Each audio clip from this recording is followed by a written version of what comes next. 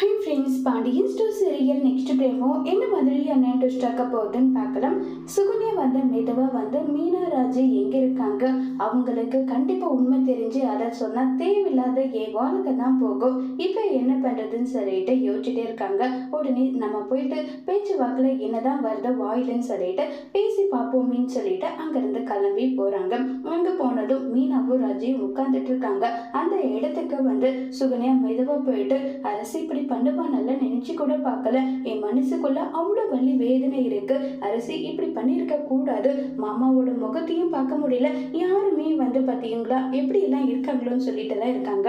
உடனே மீனா, எனக்கு வர்ற கோபத்துக்கு இப்பவே உன் கண்ணத்துல அடிக்கலாம் போல கோபம் வருது, ஆனா என்ன ஒரு விஷயத்த நான் சொல்லி அது தேவையில்லாத பிரச்சனையில முடியும், ஆதாரம் இல்லாம எந்த விஷயத்தையும் பழி போட கூடாது இல்ல, அதனால அமைதியா இருக்க, எனக்கு மட்டும் சின்னதா ஏதாவது ஒரு க்ளூ கிடைக்கணும், அதுக்கப்புறம் உன்னை ஒட்டு மொத்தமா இந்த வீட்டை விட்டே துரத்திடுவேன், இப்ப வரைக்கும் நான் பொறுமையா இருக்கிறதுக்கான காரணம் அரசியும் சித்தப்பா இவங்க 2 பேரும் இல்லைன்னா கண்டிப்பா உன்னை என்ன பண்ணிருப்பேனே தெரியாதுன்னு எல்லாம் சொல்லி ரொம்பவே கோபப்பட்டெல்லாம் பேசிட்டு இருக்காங்க.